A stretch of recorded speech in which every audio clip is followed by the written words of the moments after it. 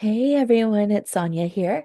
Thank you for joining me once again for the Sonya Janice Show. Sonya Janice, a wellness company. Some of you still may recognize me as Sonya Janice with a fresh approach. All of those count under my branding and my umbrella. I've made some changes over the years, and as we settle into today's episode 204, I think it's all going to come to fruition for you. Those multiple different labels that I chatted about, and the fact that 2025 is a year of, it's a powerful year. It means completion, it means culmination, it means letting go. So I'm going to break this down for you, but I'm going to start with two things. Okay, three. You can notice my background is a little bit different. There's been some changes. There's been some personal changes in my life that I didn't talk about because I really didn't see coming. Not that the conversations hadn't happened, but they had happened so far ago in the past that they were not forefront in the memory. So we're talking like a year plus change ago. So some changes had happened. My background is different. And I had told my parents, who I'm now living with, my dad will be 80 in January, and just had knee surgery. Um, so yes, I'm speaking to those that are in their 50s, whose parents are thinking they're better than anything, but they're not so much. My dad had to spend 2 extra nights in the hospital from his knee surgery, and my mom is taking care of him, and she gets to the point during the day where she makes noises because functioning is that much harder. And us 50-year-olds, or the sandwich generation, as they used to call us when we were in school, but more importantly, it's the Gen Xers. Let's be honest, it's the Gen Xers who are lucky enough to have aging parents are really kind of caught in the middle, right? We're trying to support our kids.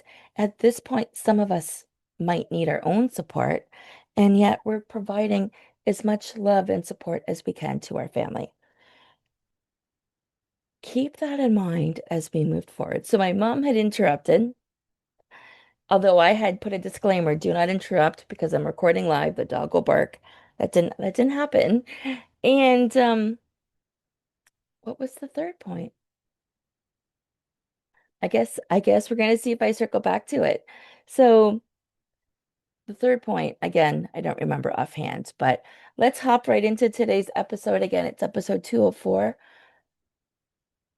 I have a vague title in my mind, and by the time you go and listen to this, the title would be jumping out because I would have used it.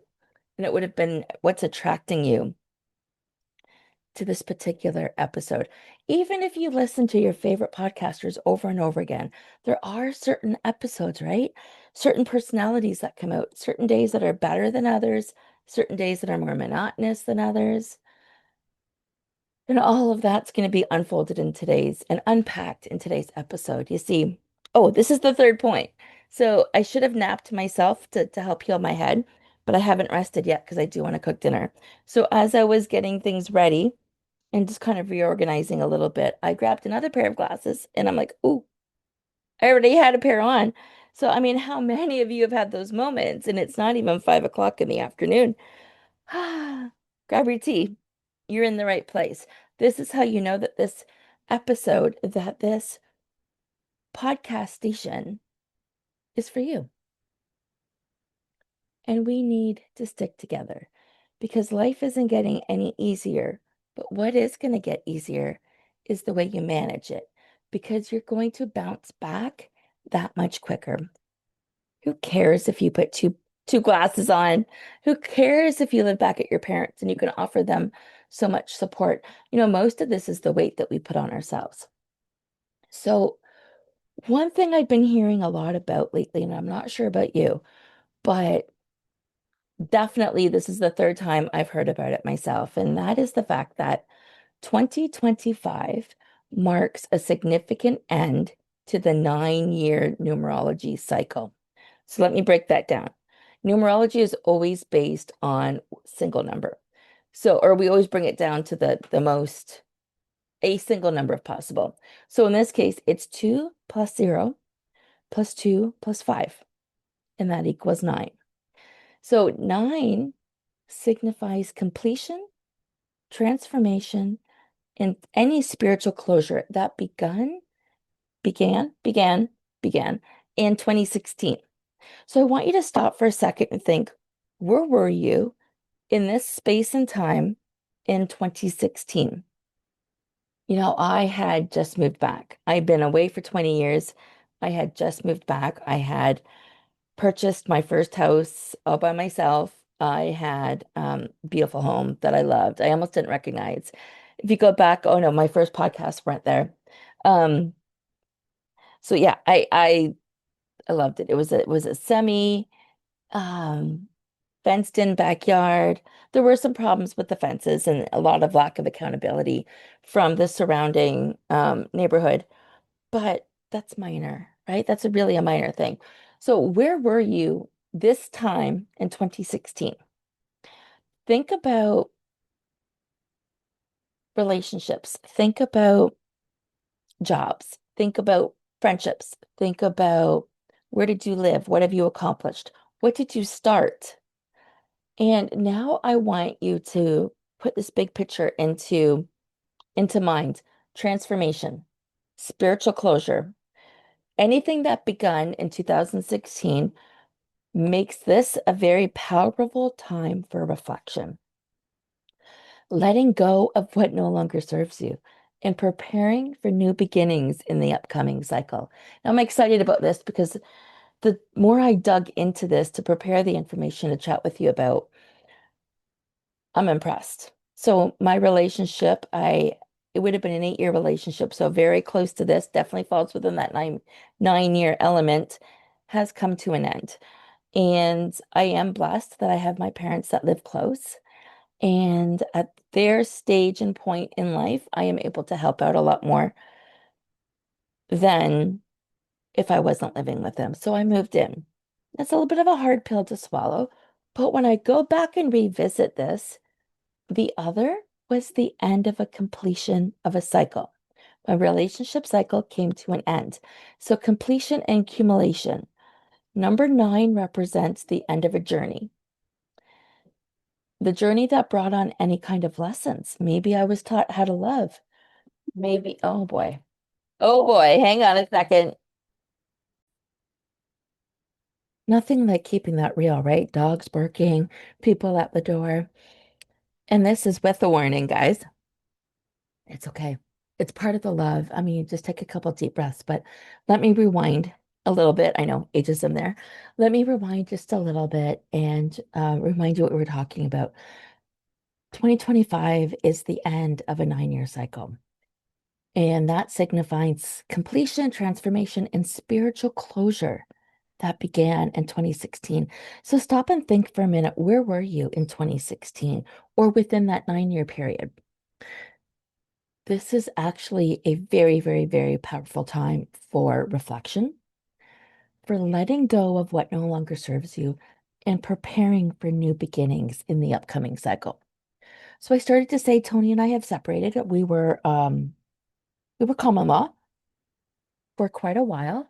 And, you know, sometimes a cycle comes to an end, and it's as simple as that. When it comes to an end, what's ultimately happening is you are being prepared for something that is even better coming your way around the corner. I mean, if you're religious, think of it as God literally lifting you up and removing you from a situation that was no longer serving you. So let's dig into that a little bit deeper. The universal year of 9. So remember, 2 plus 0 plus 2 plus 5 is 9. Letting go.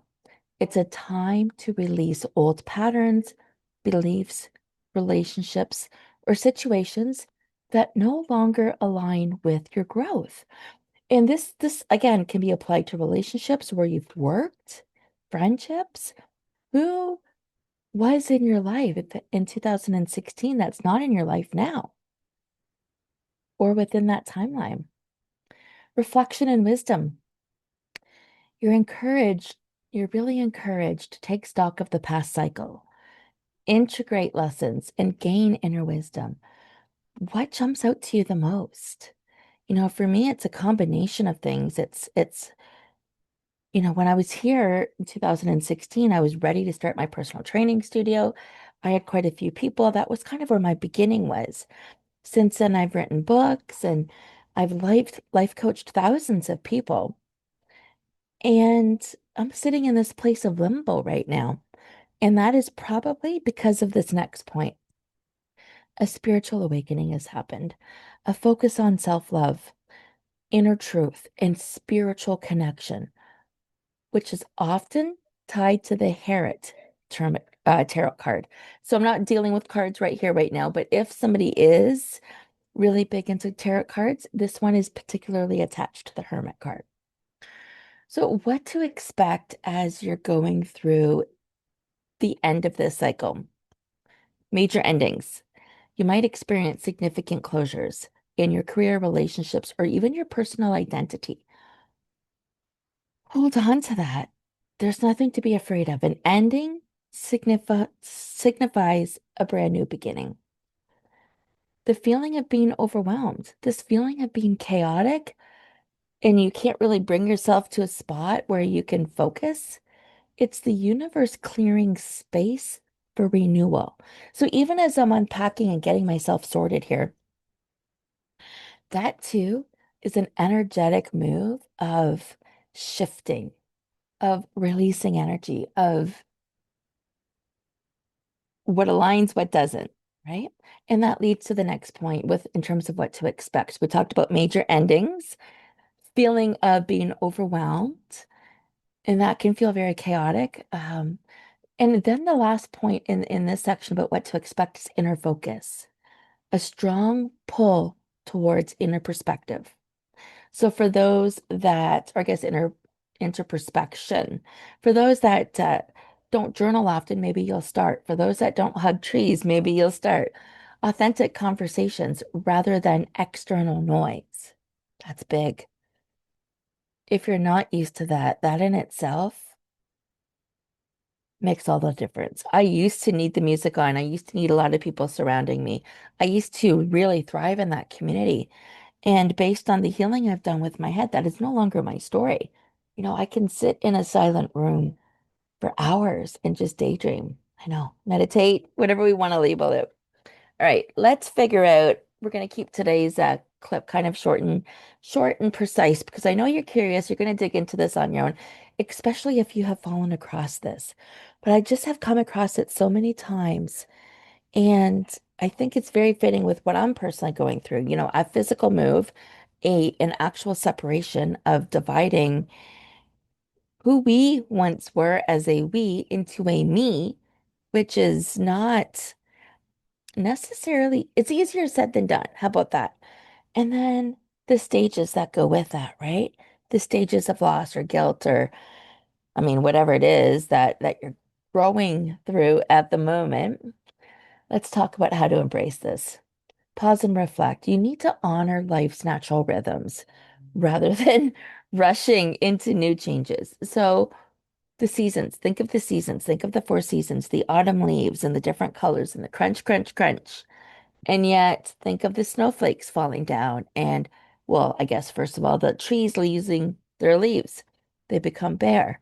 Then the snow comes down. Then it stays packed and it's harder to get around. So, every season has a new blessing. Some seasons feel like openings, and some seasons feel like clothings, as if people are closings. There we go. I'm tripping over my words. Every season has a purpose, whether you are planting or whether you are reaping what you've planted. Release any activity that drains you. If it does not bring you joy, do not hold on to it. And when I go back and think about my relationship and where I'm at with a few things, I do wonder if I was playing victim. I do wonder if I was being complacent. Now, there's only I do have restrictions. There's a lot of different things I can do, and there's some things I can't do. I have good days and I have bad days. And I guess releasing any of those expectations for me is super smart to release what drains me. And one final point on how to embrace it is to prepare. Use this year to build the foundation for a more aligned and more joyful new cycle starting in 2026. I was going to say 2016, but 2026, because an aligned cycle means, especially if you're into human design, it means you're attracting, you're not doing a lot of the work. It is just happening on your behalf for you. So, what are you letting go of in this 9 year cycle?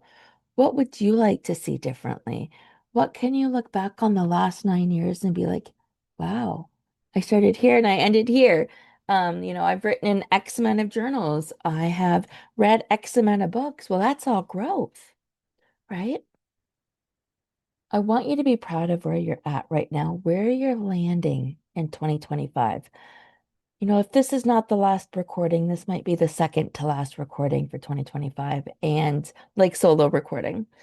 And there's so much to say. There is so much to remind you of in terms of what's around the corner. What may seem like a loss is only a temporary loss. Bigger and brighter things are coming around the corner.